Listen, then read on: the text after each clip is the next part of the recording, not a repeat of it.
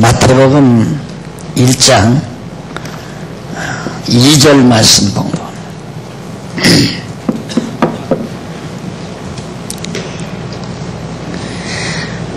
마태복음 1장 2절. 아브라함이 이삭을 낳고 이삭은 야곱을 낳고 야곱은 유다와 그 형제를 낳고 유다는 다말에게서 베레스와 세라를 낳고 베레스는 헤스론을 낳고 헤스론은 람을 낳고 람은 아미나답을 낳고 아미나답은 나손을 낳고 나손은 살몬을 낳고 살몬은 라합에게서 보아스를 낳고 보아스는 룻에게서 오벳을 낳고 오벳은 이새를 낳고 이새는 다윗 왕을 낳으니라. 죄송합니다. 제가 개역성경 내용을 읽어드렸습니다. 교재에 있기 때문에 읽어드렸는데 바른 성경 내용을 아마 같이 보신 줄 압니다. 성경 읽다가 보면 가장 지루하고 따분한 내용이라고 일반적으로 그렇게 알고 있습니다. 많은 사람들이 우선 성경을 좀 읽어야 되겠다 하면 구약보다는 신약 성경이 좀 간략하다고 생각을 해서 신약 성경부터 보려고 마태복음 1장 1절부터 읽기 시작했는데 한동안 계속해서 알지도 못하는 그런 생소한 이름들이 열거되면서 낙고낙고란 말이 계속되는 것을 우리가 볼 수 있습니다. 그런데 이러한 내용들이 결국은 무슨 의미가 있기에 마태가 그렇게 기록을 했는가? 오늘 여러분들께서 중요하게 생각해야 될 부분은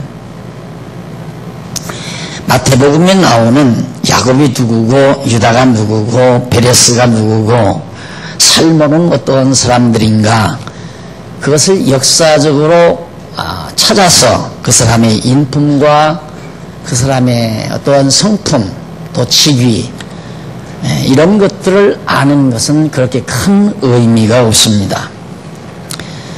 그 의미는 여러분들이 혹시 교재를 가지고 계시면은 6712페이지를 펼치시면 제1장 직임에 의한 성취라는 내용이 나옵니다.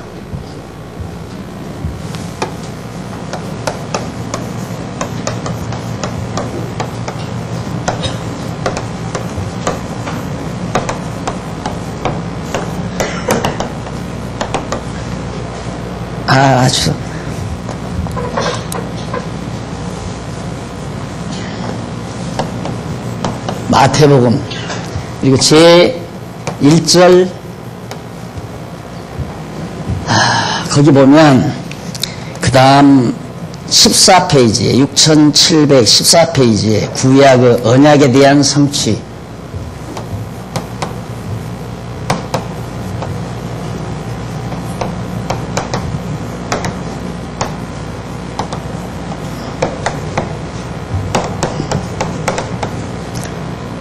직임에 의해서 뭐가 성취된다는 얘기인가? 구약에서 예언한 그리스도가 예수의 직임에 의해서 성취된 사실을 증거하는 것이 마태복음이다. 그 얘기죠. 그러니까 구약에서 언약한 것이 메시아, 그리스도를 언약을 했는데 그리스도가 오셨다는 사실을 그리스도의 직임에 의해서 그 성취된 사실을 증거해요. 그것이 마태복음 전체 내용입니다. 그러니까 마태복음에 보면 지역적으로 보면 무슨 교훈도 담겨 있는 것 같고 또 어떤 행복의 조건도 달려 있는 것 같고 우리들의 신앙생활의 방법도 제시하는 것 같고 그런 내용들이 무수하게 있습니다. 그래서 사람들은 바로 이 마태복음을 읽어가면서 많은 오해를 불러일으킬 수밖에 없는 경우가 많습니다. 그러나 거듭 말씀드리지만 어떤 책이든지 뼈대 있는 책, 구체적으로 어떠한 의미를 담고 있는 그런 뼈대 있는 책은 통째로 봐야 됩니다. 그걸 지역적으로 보면 안 되죠.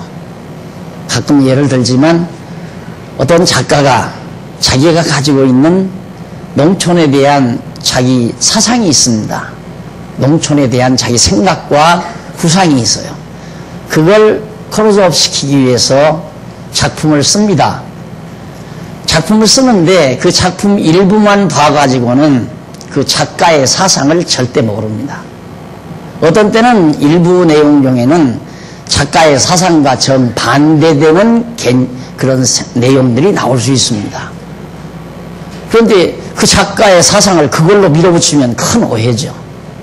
적어도 그 작가가 쓴 책 한 권을 통째로 딱 읽고 입체적인 시각에서 그 책 내용을 명상을 해야 이 작가가 농촌에 대한 그의 생각과 그의 이상이 무엇인가를 딱 캐치할 수가 있다는 얘기입니다. 마찬가지로 마태복음도 마찬가지입니다. 마태복음도 지역적으로 있다가 보면 1장이 거의 다 예수의 족보로 나와 있는데 계보로 누가 누구를 낳고 누가 누구를 낳고 나면 무슨 상관이냐, 나와 아무 관계가 없잖아요.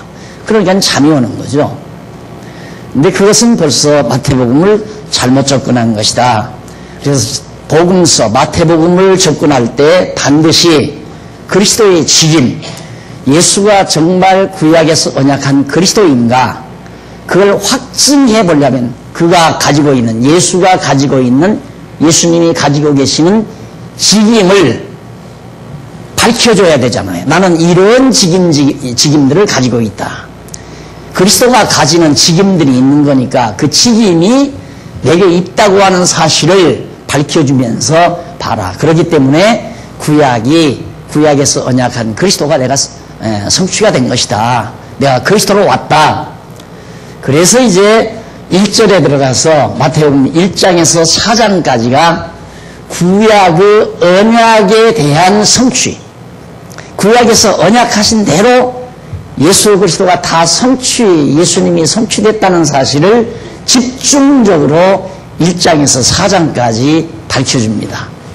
그래서 이제 우리가 1장부터 보아나갈 때 구약에서 언약된 대로 그것에 대해서, 언약에 대해서 성취했다는 내용이 1장부터 4장이라구나. 그 이상 내용은 없어요. 그게 핵심적인 내용이에요. 마태복음 1장에서 4장까지가. 그럼 구약에서 어떻게 예언된 것이, 언약된 것이 이루어졌는가? 그런 의문을 가지고 그 의문에 답을 얻기 위해서 마태복음 1장부터 4장까지 읽어내려가면 정확하게 그 내용을 다 파악할 수 있다는 말입니다. 그러니까 이제 우리는 낳고 왜 그랬는가? 우선 그것부터 알아야 되겠죠. 그래서 1절에서 구약의 언약에 대한 성취 가운데 1장에서 2장까지는 그게 가로 없는 1번입니다. 이게 매우 중요하죠. 지금 이 뼈대가 예수의 출생에 의한 성취입니다.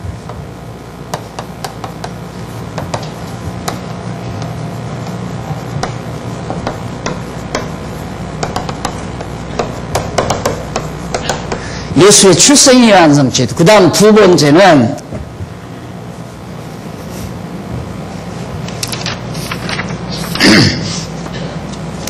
죄송합니다. 두 번째는 이쪽 바로 6714페이지 제1절 구약에 대한 성취 내용 그 바로 밑에 1장에서 4장까지의 내용 분해가 나옵니다.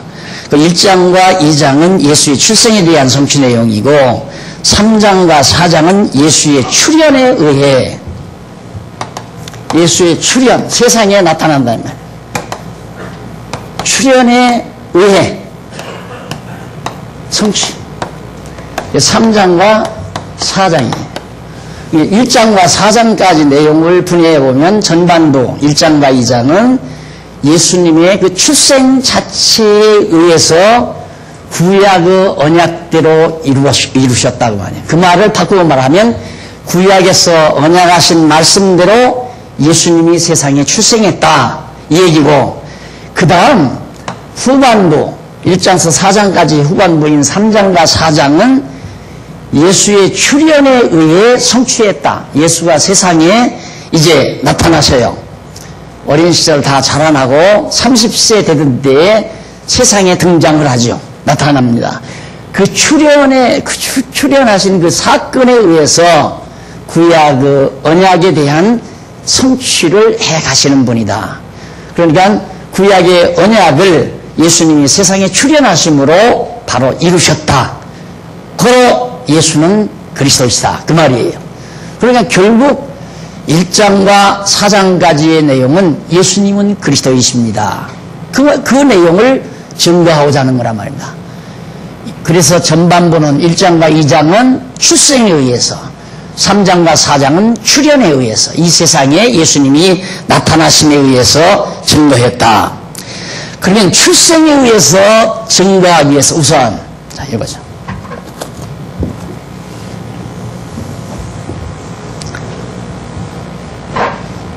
이 예수의 출생에 의해서 성취된 사실을 증거하기 위해서는 우선 예수의 계보, 족보가 매우 필요하겠죠. 그래서 첫 번째가 바로 계보와 잉태에 의한 성취입니다. 계보, 족보와 잉태에 의한 성취. 그게 1장, 네, 1장. 예수님의 계보를 보니까 족보를 보아도 그렇고 예수님이 잉태된 사건을 보아도 그 출생 사건, 출생하기 위해서는 족보가 있어야 되고 계보가 잉태가 돼야 되잖아요. 그렇게 해서 결국에는 구약의 언약대로 계보를 따라 잉태하셨구나. 그걸 알리기 위해서 족보 내용을 밝히는 거예요.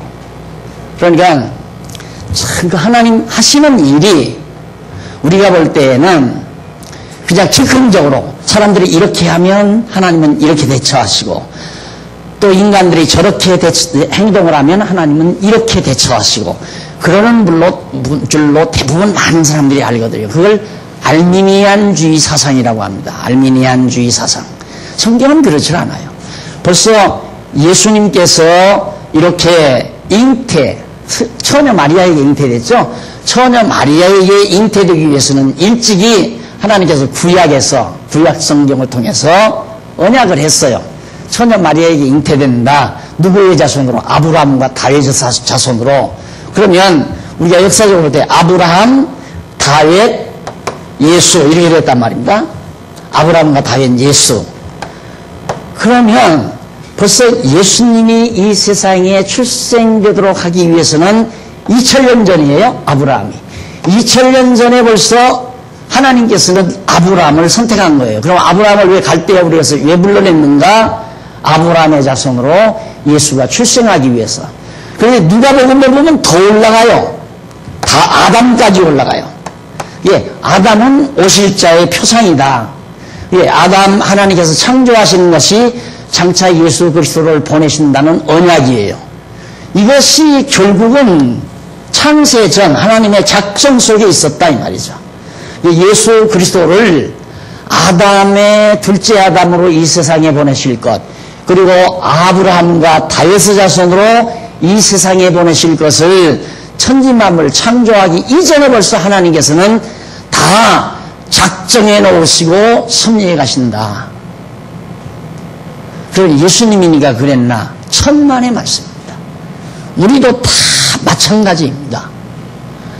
우리가 이 세상 태어나고 싶어서 태어난 것도 아니고 우리가 태어날 시기를 우리가 조종하는 것도 아니에요.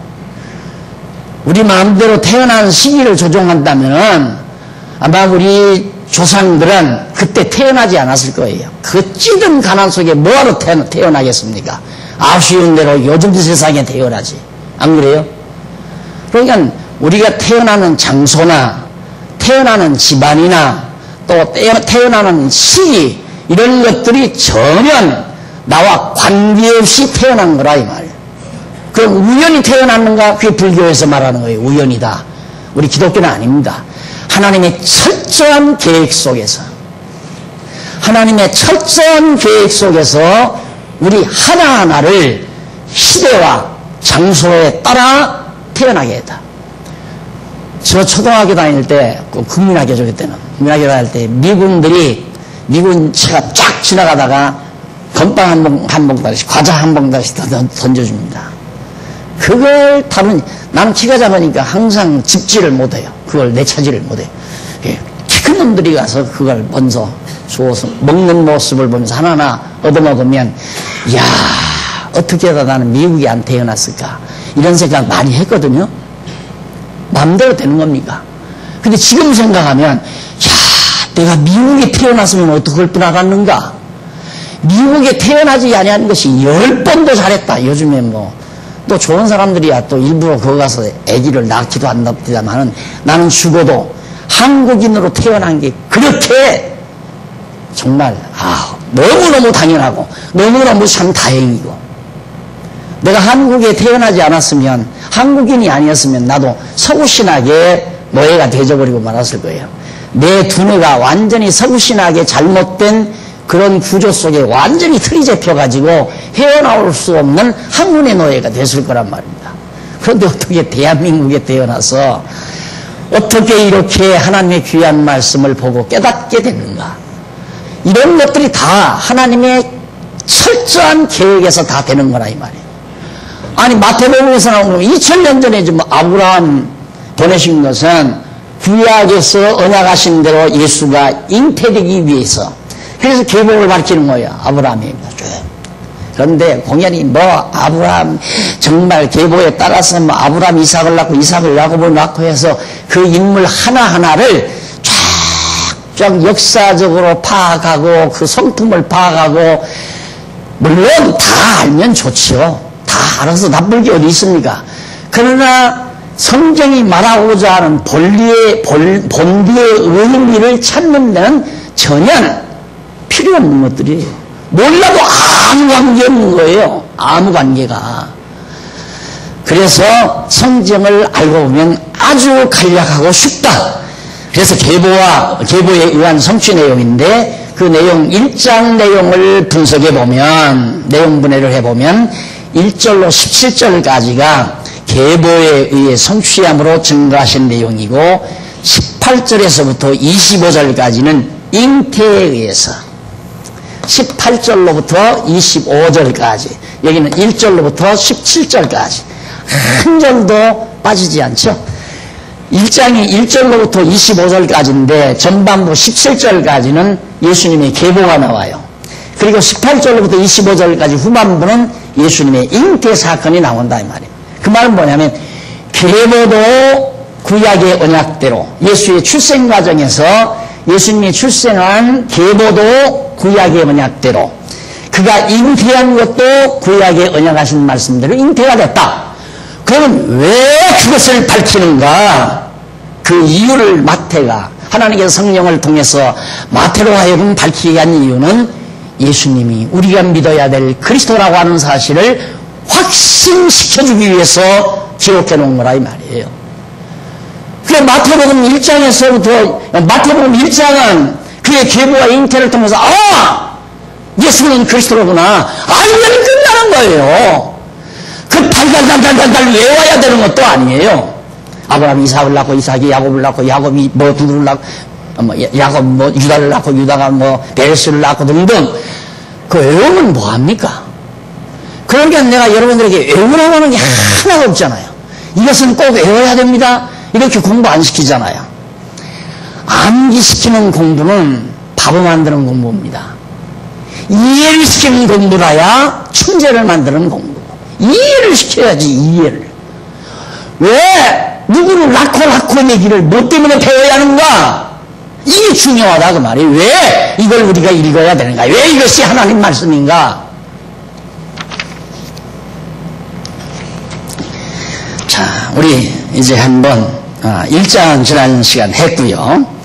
1절은 2절에 보면, 2절로부터 보면 18페이지 6718페이지 밑에서부터 9째 줄 10째 줄에 보면, 밑에서부터 10째 줄, 그 줄 바꾸는 데서부터 세 번째 뒷부분, 여기서 나코라는 말은 헬라어로 겟나오라고 해요. 겟나오. 왜 이걸 원어로 밝혀드리냐면 중요한 내용이기 때문에 그렇습니다. 낳고 그러는데 헬라어로 이를 겟나오라고 하는데 이는 나타란 말이 있어요. 뜻이 나타.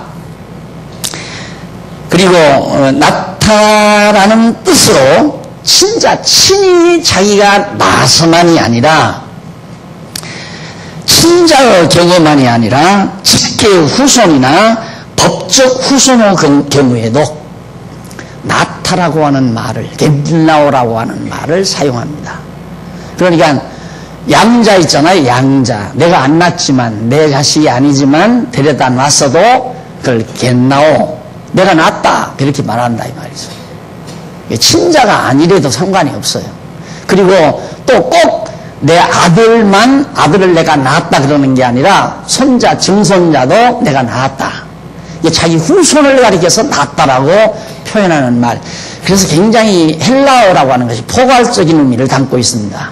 그래서 나타라고 하는 말, 겟나오라고 하는 이 말은 친자가 아니래도 후손을 낳았다고 말할 수도 있고, 그리고 양자로 들여온 자도 법적 아들이죠. 그도 역시 낳았다라고 말하는 거다. 그러나 우리는 내가 낳았어. 남자 아버지가 낳았다고는 안 하잖아요. 어머니가 아들을 낳았다. 이게 낳았다란 말은 어머니와 자녀, 딸이나 아들 사이 거기에서만 사용되죠. 낳았다라고 하는 말은. 그러나 헬라어에서는 그게 아니에요. 친히 낳았어도 낳았다고 하고 법적으로 후손도 낳았다고 하고 또 법적인 후손이 아니고 친히 낳은 손자나 증손자나 고손자도 내가 낳았다고 그렇게 말한다. 그런 포괄적인 개념이 꼭 필요합니다. 왜? 마태복음 이 계보를 이해하려면.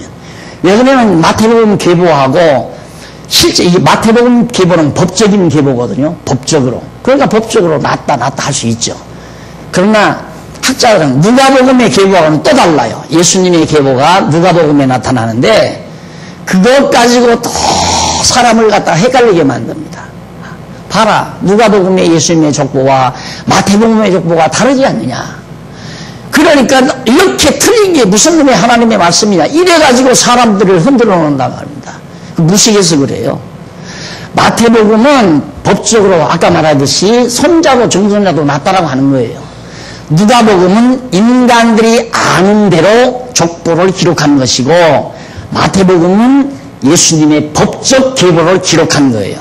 왜 이 두 계보가 필요한가? 중요한 내용입니다. 왜 마태복음의 계보와 누가복음의 계보가 왜 필요한가? 필요한 이유는 법적으로는 요셉의 아들, 그렇죠. 여기서는 요셉이 마리아에게서 예수를 낳으리라 17절에서 이제 나오거든요.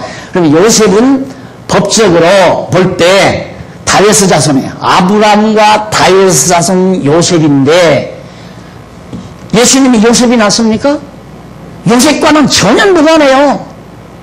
요셉과 마리아가, 그래서 이제 자유주의 신학자들은 그러면 요셉이 정혼한 처녀하고 요즘 젊은 사람들처럼 결혼식 하기 전에 벌써 애기들이 결혼식 참석하잖아요. 애기들이 두어서 옷이 줄 와서 엄마 아빠 결혼식 하는 거 보죠. 그런 개념을 우리는 그냥 가지고 있어가지고 예수님도 그랬을 거다 이거야. 아니에요. 전혀 요셉과는 전혀 아무런 관계가 없습니다. 예수님은 전혀 관계없이 마리아에게서 나왔어요. 왜 그래야 되는가? 성경은 구약에서는 처녀가 나야 메시아예요. 그리스도예요. 처녀가 나야 되는데 만약에 요셉과 관계가 되어 있다면은 처녀가 아니죠. 이미 꼭 결혼식을 해야만이 처녀가 끝나는 게 아니라 이미 남자를 알게 되면 처녀가 아니죠. 그러니까 처녀에게서 낳기 위해서는 요셉과 전혀 무관해야 돼요. 그런데 문제는 성경은 아브라함과 다윗의 자손으로 와야 된다고 그러거든요. 그러면 아브라함과 다윗의 자손으로 와야 된다고 하는 이 말이 구약의 말대로 이루어지려면 요셉이 마리아에게 아기씨를 줬어야 돼요. 그래야 되잖아요. 그럼 마리아는 처녀가 아닐 거고, 그러면 성경 이사야가 예언한 처녀가 잉태해 아들을 낳는다는 말은 또 안 이루어져요. 이 두 가지를 다 이룰 수 있는 사람이 누가 있습니까? 아무도 없어요. 이 갈등을 어떻게 메꿔요?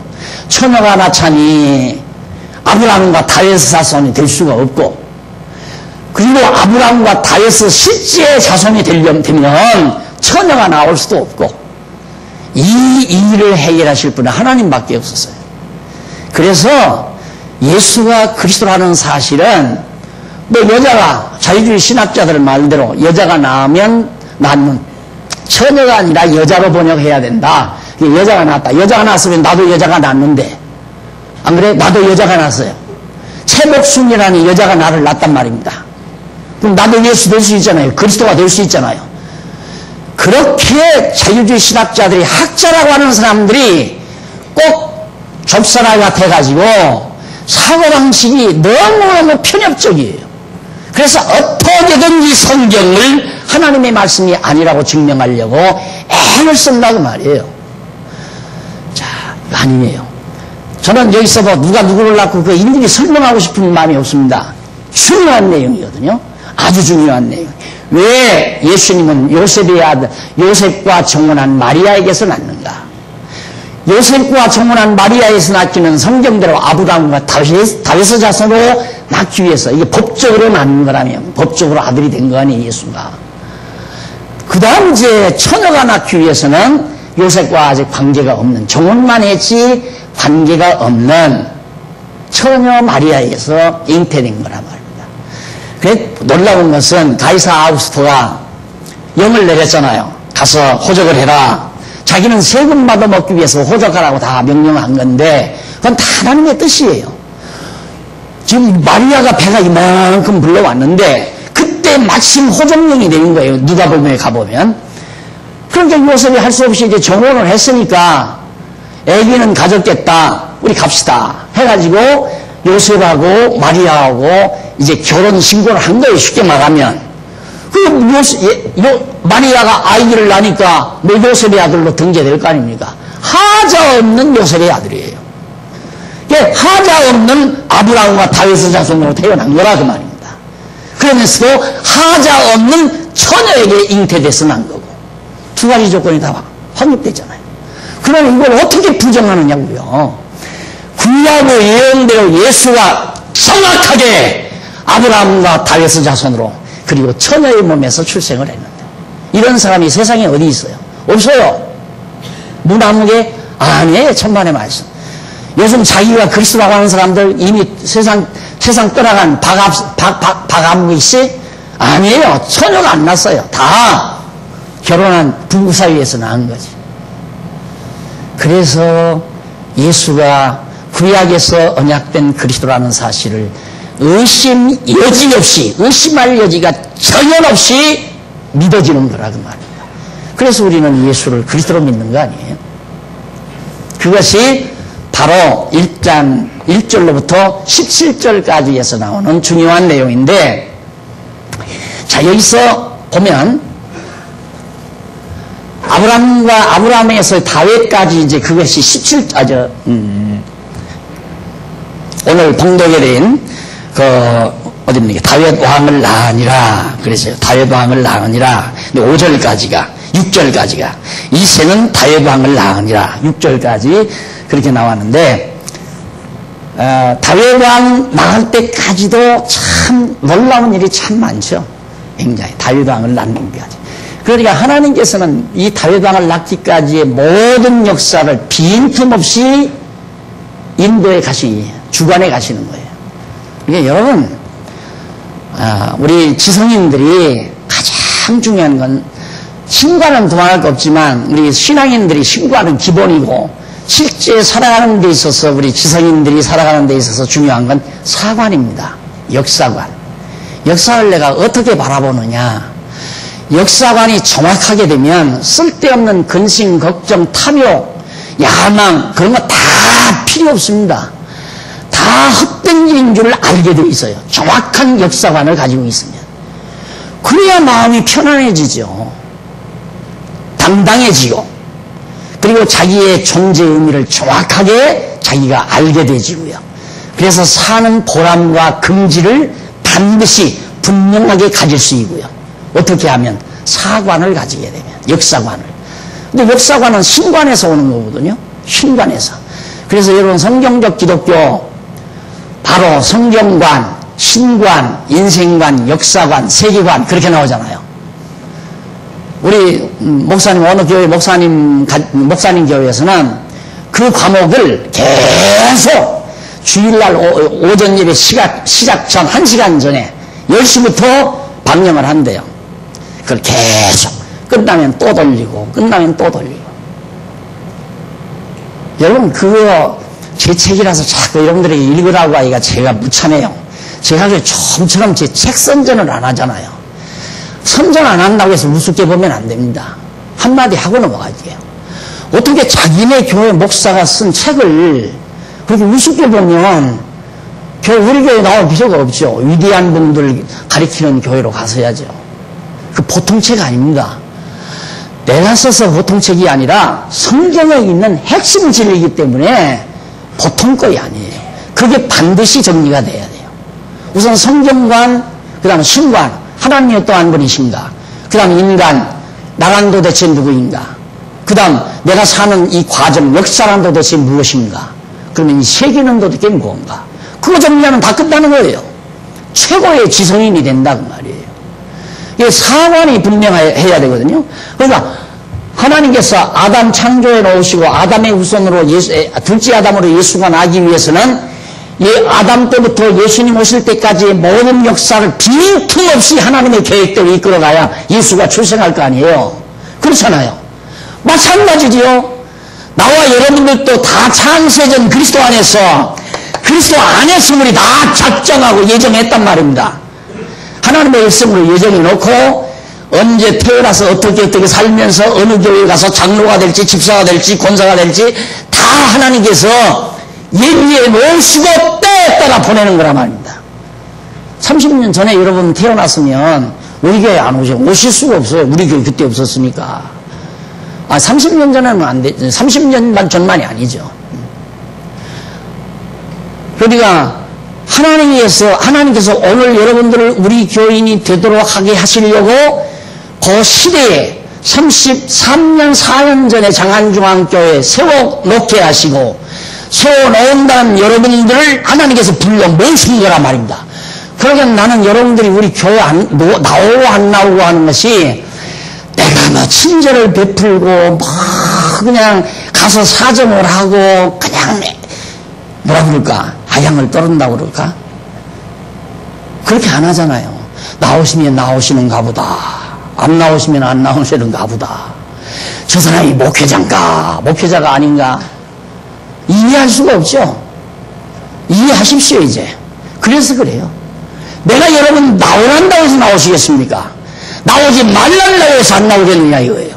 하나님께서 불러 모아주셨는데 그래서 소중하게 여기는 거거든요. 하나님이 여러분들을 불러 모으셨기 때문에. 근데 인간이 그건 억지로 불러드린다고 오겠느냐 이 말이죠.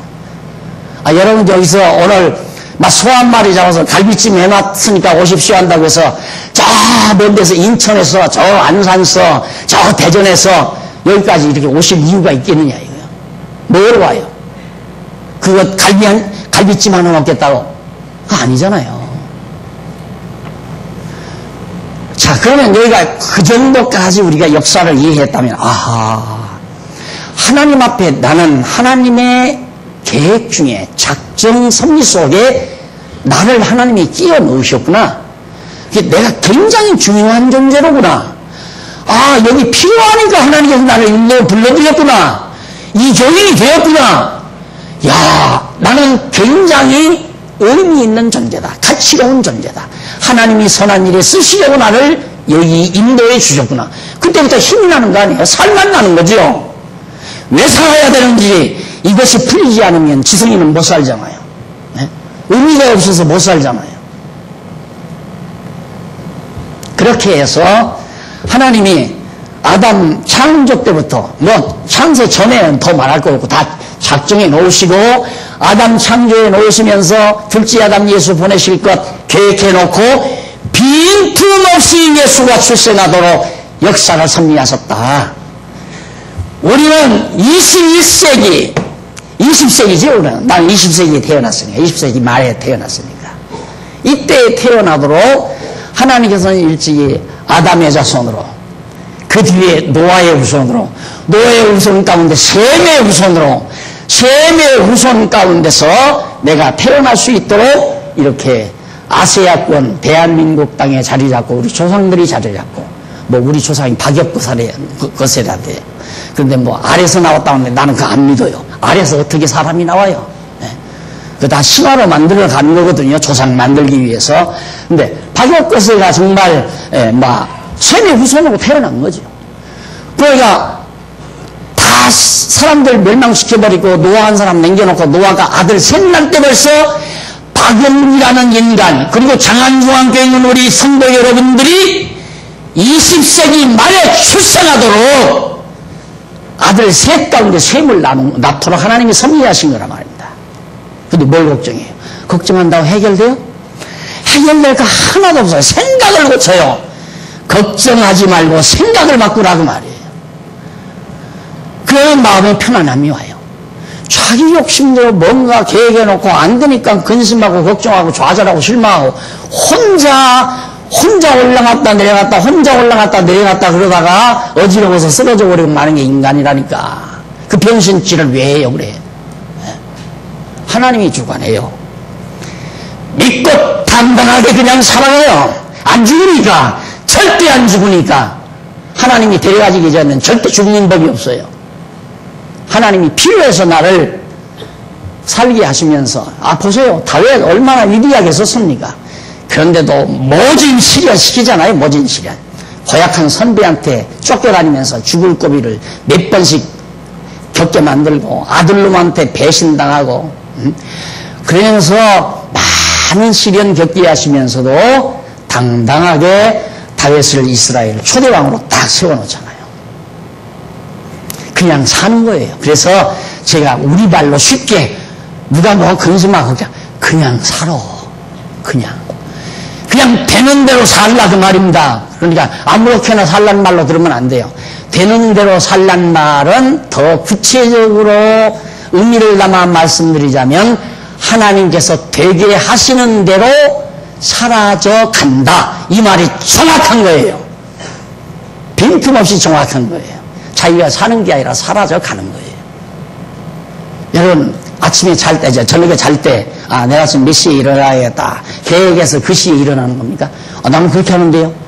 초인종은 뭐하러 눌러요? 그럼 자기 마음대로 일어나지. 초인종은 왜 미리, 초인종이 아니라 시계는 왜 딱 맞춰놔요? 때리는 하라고. 자기 마음대로 못 일어나니까 그렇죠. 다 그냥 일어날 때 되면 일어나지고, 어떻게 하나님께서 태양을 쫙 밝혀가지고 일어날 수 있도록 이 체질을 다 하나님 움직여가요. 그러니 하나님 일어나게 하시면 일어나고, 잠을면 자고, 배고프면 먹고, 그리고 하나님 앞에서 의미 많은 분명히 가지고 살자 이거야. 하나님이 나를 이래서 이 시대에 여기 존재하게 하셨구나. 이것만은 빈틈없이 정확하게 확실하게 가지고 살아야 한다. 나는 왜 여기 와 있나? 나는 왜 여기서 이렇게 살아가고 있나? 이걸 확고하게 잡고 살아가는 거. 그것이 자기 은사를 발견하고 사는 거죠. 족보가 말하는 게 바로 이런 거예요. 핵심. 자, 그 다음 이제 6절 하반절에서부터 11절까지 보면 다윗 왕부터 바벨론 포로까지, 여러분들 이거 배우잖아요. 이게. 다윗, 솔로몬, 그리고 나라가 이렇게 갈라져서 아수르에게 북이스라엘을 망하고 721년에, 그리고 남쪽 유다가 587년에 주전 587년에 바벨론에게 70년 포로 생활했던 거. 이게 이제 여기 이후에 나오는 거예요. 요 이후의 족보로. 그러니까 지금 마태복음이 1장에서 1절로부터 17절까지 나오는 역사가 예수님 출생까지의 구약 역사를 다 배경 깔고 있는 거예요. 구약 알면 마태복음 1장 1절로부터 17절까지가 읽으면서 맞다. 낳고 맞다. 이런 게 있죠. 그런데 왜 재미가 없어요? 그런데 왜 잠이 없느냐 이 말이에요. 그런데 도대체 뭐 베레스가 누군지, 바벨론으로 포로 간 것이 뭔지 구약을 모르니까. 구약 성경 배우면 이때로구나. 아, 예수님 곧 나시겠다. 이 70년 포로 생활하니까 이 70년 끝나면 돌아와서 한 400년 뒤에다가 예수님 출생하잖아요. 이 구약 역사를 다양하게 족보로 함축해 놓은 것이 마태복음 1장 1절로부터 17절까지 내용이다. 이렇게 이해하시면 됩니다. 그럼 구체적으로 내가 하나하나 설명 안 해도 되겠죠? 자, 그 내용을 우리가 지금 11절까지에서 보게 되는데요. 거기서는 뭐 별로 이제 어려운 대목은 없습니다. 그 다음 이제 12절로부터 17절까지 바벨론으로 이거한 후부터 예수 출생까지 바벨론으로 잡혀갈 때까지 여기서 바벨론으로 다윗 왕부터 바벨론으로 잡힐 때까지 이제 족보가 나오고요. 여기서부터 여기까지 예수님 출생할 때까지의 족보가 12절로부터 17절까지의 내용이다. 구약 성경 다 끝난 거예요. 구약 성경에 나오는 역사서 내용을 다 배경 깔고 있는 내용이다. 그러니까 이미 여러분 구약 성경 다 공부했으면 마태복음 1장 1절로부터 17절까지 나오는 족보에 낳고라는 말에 낳고할 때마다 맞아. 낳고하면 맞아. 낳고하면 또 맞아. 맞아. 몇 번만 하다가 보면 14대니까 30, 40, 42대 아니에요. 낳고 할 때마다 고개 끄덕끄덕 42번만 하면 구약 역사 다 끝나는 거란 말이에요. 됐죠?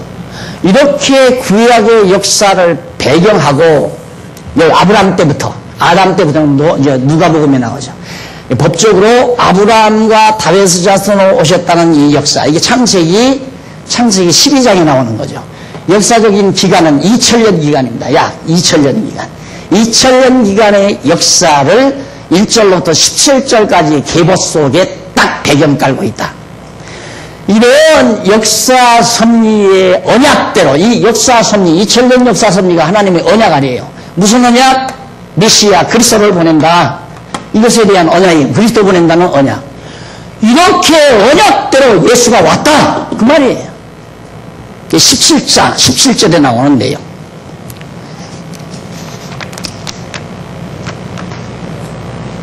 자, 그 다음 넘어갑니다. 23페이지, 6723페이지 한 줄 떼고 줄 바꾼 데 나오죠? 이상과 같이 예수께서는 자신이 구약의 언약을 성취하러 오신 그리스도이심을 자신의 계보의 성취함으로 증거하셨다. 곧 아브라함부터 다윗부터 바벨론 포로까지, 이거할 때까지, 그 다음 바벨론 포로에서 예수 출생까지 세 부분으로 나누어서 이러한 모든 증거는 창세전 여호와 하나님께서 다 작정하신 영원하신 뜻에 따라서 그렇게 되어지는 것이다. 이 모든 역사가. 그래도 안 믿어지시면 믿을 수가 없는 거죠. 하나님이 그 믿음을 안 주니까 안 믿어져요. 어떻게 안 믿어요? 이게 어떻게 안 믿느냐. 예수가 그리스도라는 사실이. 예수가 그리스도라는 사실만 믿는 게 아니라 그거 배후에 곁들여서 모든 역사라고 하는 것은 하나님이 주관해서 당신의 뜻대로 계획대로 예수 그리스도를 보내기 위해서 역사 섭리한 내용을 기록한 것이 성경이고 예수 그리스도와 관계없이 나나 여러분들을 위해서 계획하고 섭리하시는 것이 일반 역사다. 그렇게 생각하면 됩니다. 일반 역사도 똑같이 하지만은 일반 역사 다 기록하려면 내 족보도 기록해야지, 김장로님 족보도 기록해야지, 심장로님 것도 해야지, 변장로님 것도 해야지.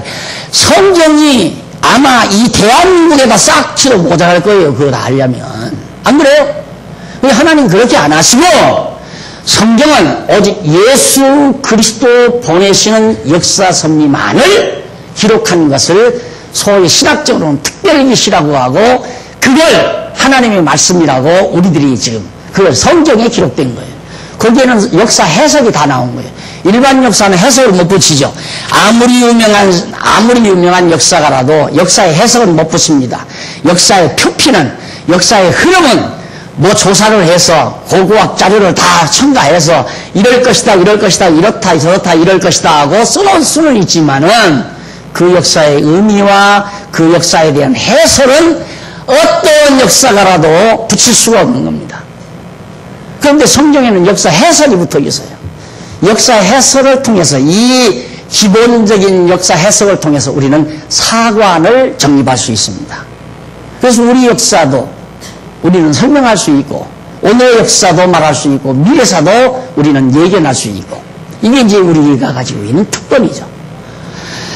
그래서 바로 거기 보면 일찍이 줄바꾼데 나와죠. 바로 일찍이 여호와 하나님께서는 아브라함을 비롯한 이스라엘 열조에게 모형적인 3대 언약을 세워주셨습니다. 12장에서 36장까지 창세기. 그리고 야곱을 통해 유다에게 복을 주시면서 왕홀이 유다에게서 떠나지 아니할 것과 7위자의 지팡이가 그 발사에 떠나지 아니하시기를 실로가 오시기까지 미친다는 것을 언약했습니다. 창세기 49장 10절. 그리고 그 언약을 성취하시려고 만왕의 왕이신 예수 그리스도를 아브라함과 다윗의 자손으로 보내셨다. 그거예요. 그 마지막 이제 그 신학적 해석을 붙이기 위한 역사적 해석입니다. 그러니까 하나님께서는 아브라함에게 3대 언약 하시고 다 이루셨다 이 말이에요. 그래서 결국 다윗으로 하여금 왕이 되게 해서 다윗의 자손으로 만왕의 왕이신 그리스도가 탄생하도록 하나님께서 섭리하신 것이다. 이스라엘 역사를 간단하게 함축해서 하나님은 미리 다 이렇게 언약해 놓으시고 언약대로 이루신 것이다 하는 얘기입니다. 그럼 왜 하나님은 왜 그렇게 하셨는가? 그렇게 하신 이유는 그 밑에 줄 바꿨죠? 그게 신학적 해서 결론입니다. 언제나 여호와 하나님께서 언약대로 성취해 주신 목적은 영원하신 하나님이 언약대로 성취하시는 여호와의 영광을 계시하고, 언약대로 하나님께서는 한번 언약하시면 언약대로 다 이루어 가시는 여호와 하나님의 영광, 전능의 영광, 신실하심의 영광, 그 영광을 다 계시하고 예수께서 언약대로 오신 그리스도이심을 계시하려는 데 있을 뿐만 아니라 예수가 바로 구약의 이 언약대로 오신 분이다 라고 하는 것을 계시할 뿐만 아니라 이를 택한 백성으로 하여금 확실히 믿게 하여 예수가 그리스도라는 것을 믿게 해서 하나님이 여호와이심을 깨달아 알고 그를 경외하며 섬기게 하시려는 데 목적이 있다. 그럼 우리가 마태복음 1장의 족보를 왜 봐야 되는가? 하나님이 여호와이심을 깨달아 알고 경외케 하려고. 야, 진짜 하나님은 정말 다 작정해 놓으시고 작정대로 언약하시고 언약대로 다 이루셔서 언약대로 예수를 그리스도로 보내셨구나. 정말 하나님은 언약대로 이시는 여호와이시다라는 걸 깨닫고 그분을 경외하며 섬기게 하시려고 마태복음 1장 1절을 기록했다 하는 얘기. 그러니까 우리의 신앙은 그겁니다. 우리는 예수를 그리스도로 믿고 하나님을 여호와로 깨달아 알아 경외하며 섬긴다. 이것이 우리의 신앙 고백이에요. 그래서 우리 예배 시간에 우리 다 같이 신앙 고백합시다 하면 우리는 예수를 그리스도로 믿습니다. 이에 따라 하나님이 여호와이심을 깨달아 알고 경외하며 섬깁니다 라고 했으면 좋겠는데 그럼 2단이다 3단이다 또 난리칠 거 아니에요. 그래서 우선 당분간 안 하는 거예요. 언젠가는 하게 돼요. 이게 하게끔 돼 있어요. 반드시 그걸 하도록 만들어 가려는 것이 하나님께서 우리 교회로 하여금 존재케 하는 겁니다. 그래서 이번에 오늘 또 제가 필리핀 가는 이유는 그런 신앙 고백을 필리핀에 심기 위해서 가는 거죠. 하나님은 예수는 그리스도이십니다. 이에 따라 우리는 하나님을 여호와로 깨달아 알고 그를 경외하며 섬기는 것이 우리의 신앙입니다 라고 하는 것. 이 신앙을 고백하게 하기 위해서 이것이 우리 교회가 해야 할 일이고요. 자, 그 다음 이제 1장 18절부터 25절 나오는데요. 18절로부터 거기에 이제 예수의 잉태에 의한 성취입니다. 지금까지는 계보에 의한 성취였죠. 족보에 의해서, 계보에 의해서. 역사에 의한 성취. 그런데 이제는 현실 역사예요. 당장 지금 예수 당시에 눈앞에 이루어지는 예수가 처녀 마리아의 몸에 잉태되는 역사. 이걸 통해서 봐라. 예수는 처녀 마리아의 처녀의 몸에 잉태되지 않느냐. 이것은 구약에서 언약한 언약대로 이루어지기 위해서. 그래서 거기 보면 23페이지 6723페이지 거기 보면 내용분의 밑에서 두 번째 뒷부분에 보면 그 내용 가운데 1장 18절부터 21절은 처녀 마리아의 몸에 성령으로 잉태된 사실에 의해 성취. 예수님이 처녀에게 잉태됨으로 구약의 언약대로 이루어졌다. 그리고 후반부 25절로 25절은 요셉이 잉태된 처녀와 동침치 아니하므로 잉태됐는데 동침을 안 해요. 같이 잠자리 안 한다 이 말입니다. 왜? 처녀의 순수 처녀성을 유지시키기 위해서. 그러니까 성경이 이루어지는 겁니다. 요즘 우리 남자들 같으면 이왕 애기 가졌는데 뭐 가지고.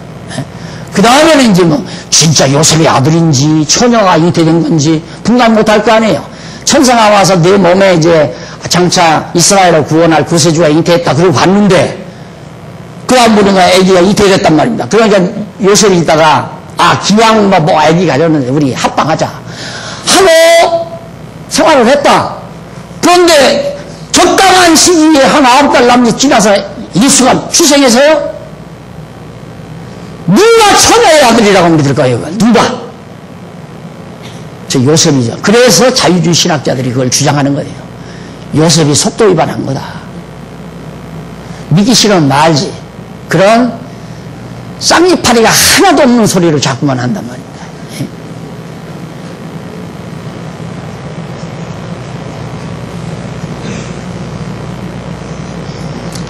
처녀 마리아의 몸에 성령으로 잉태된 사실에 대해서 18절로 21절에 나오는데, 근데 그거 하기 전에 중요한 건 24페이지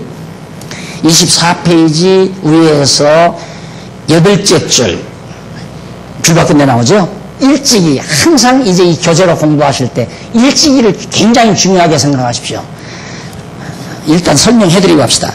우선 처음에 제목이 딱 나오면 제목 밑에 바로 내용 한 문단은 내용 분해입니다. 그 다음 문단은 간략한 내용 요약이에요. 그 다음에는 그 내용에 대한 사실, 역사적, 구약의 근거입니다. 일찍이부터가. 그리고 이제 뒤에 결론에 가서는 최종적으로 신학적 해석이 나오죠. 그렇게 순서적으로 되어 있어요. 내용 분해, 내용 요약, 그 내용에 대한 구약적 근거, 예언이죠. 구약적 근거, 그리고 마지막 신학적 해석은 마지막 결론 부분에서 딱 정리를 해야 돼요. 얼마나 쉽게, 공부하기 쉽게 여러분 교재를 만들어. 죄송합니다. 이것도 진짜 참 쉽게 잘 만들었어요. 누가 진짜요. 공부 아주 이제 앞으로 해보십시오. 너무너무 쉽죠. 그래서 제가 이 교재를 써서 여러분들에게 강의를 해드리려고 하는 거예요. 얼마나 벌써 17절 나갔잖아요. 이게 18절부터 나가는데, 그런데 일찍이 거기서부터 그 근거가 뭐냐? 야곱을 통해 유다에게 복을 주시면서 왕의 올이 유다에게서 떠나지 않는다. 여기 아브라함의 아들 이삭의 아들 야곱, 이 야곱이 창세기 48장인가요? 거기 나와요.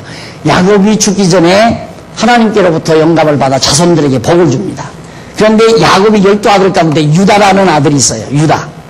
유다라는 아들에게는 내게서는 7자의 지팡이가 떠나지 아니하고 왕의 홀이 내게서 떠나지 않는다. 그러니까 이 유다 지파에게서는 왕이 나올 걸 벌써 이때 창세기 때 벌써 하나님께서 예언을 했어요. 언약을 했어요. 유다 지파는 왕이 나오는 지파다. 그래서 그 유다 자손에게서 다윗이 나온 겁니다. 알았어요? 다윗이. 그 다윗의 자손으로 예수가 오신 거고요. 그래서 지금도 유대인 그러잖아요. 유대인이라는 말은 유다 백성. 그러니까 이스라엘 백성을 대표하는 왕족을 명칭 삼아서 유대인이라고 그러는 거예요. 유대인. 이스라엘이라고도 하고 유대인이라고도 하잖아요. 유다가 왕의 자손이기 때문에. 그 예수 그리스도가 유다 지파에서 만왕의 왕으로 태어나심으로 완벽하게 이루어진 거예요. 야곱을 통해서 언약하신 하나님의 말씀이. 어떻게 이럴 수가 있냐. 세상에 이런 책이 어디 있어요.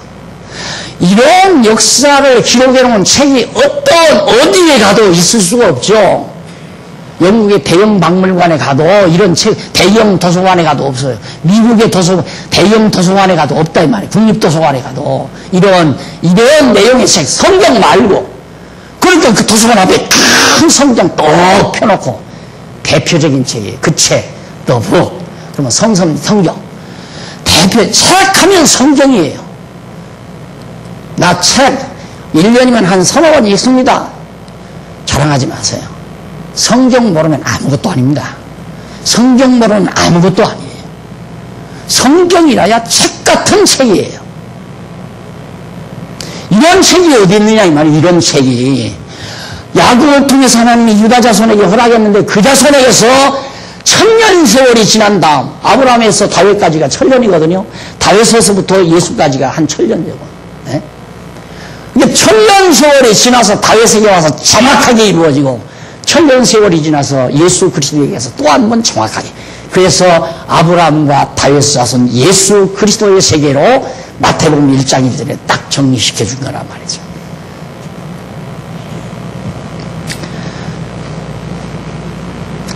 그다음 이제 1장 18절로 21절이 처녀 마리아의 몸에 성령으로 잉태된 사실, 처녀 마리아에게.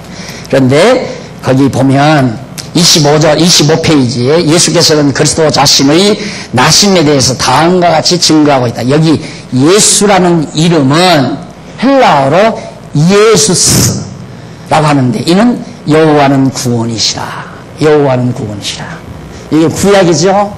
구약. 그리고 이제 여기 이제 신약이에요. 신약인데 예수라는 말이 뭐냐? 구약의 언약대로 이시는 이 여호와는 바로 이스라엘 택한 백성들을 구원하시는 구원자다. 택한 백성을 구원하는 구원자다. 누가? 구약의 언약된 언약을 이루시는 여호와가. 그래서 여호와는 구원이시다라는 뜻을 담은 이름이 예수라는 말이다 이 말. 그래서 신구약 성경은 첫 시간에 제가 말씀드린 대로 뗄래야 떨어질 수 없는, 떼놓을 수 없는 밀접한 관계를 지니고 있는 그런 내용이다. 그만하죠. 다음 주일날 하고 기도하십시다. 살아계신 하나님 아버지, 인류 역사를 정하신 뜻 따라 섭리해 가시지만 우리 인간들은 너무 자만하고 오만에 빠져서 자기 역사를 자기가 개발하려고 하면 미련스럽고 어리석은 삶을 살 때가 많습니다. 오늘 시간 우리 하나님 말씀 들었습니다. 자기를 포기하게 하시고 욕심도 계획도 자기 욕망도 다 저버릴 줄 아는 슬기와 지혜를 허락해 주시옵소서. 창세전에 계획하신 섭리 따라 첫 아담 창조하시면서 둘째 아담 보내실 걸 계획하시고 아브라함 선택하셔서 아브라함과 다윗 자손으로 오실 예수 그리스도를 약속하신 언약하신 하나님께서 그 언약대로 빈틈없이 예수가 그리스도로 이 세상에 오게 하신 놀라운 역사적 섭리를 우리들이 배웠습니다. 늘 기억하고 여호와 하나님 살아계셔서 내 모든 역사도 내 나라의 역사도 우리가 살고 있는 이 세계사도 다 주관하시고 다스리시는 전능자임을 깨닫고 경외하며 섬기는 슬기로운 종들 되게 하시옵소서. 예수님 이름으로 기도드립니다. 아멘.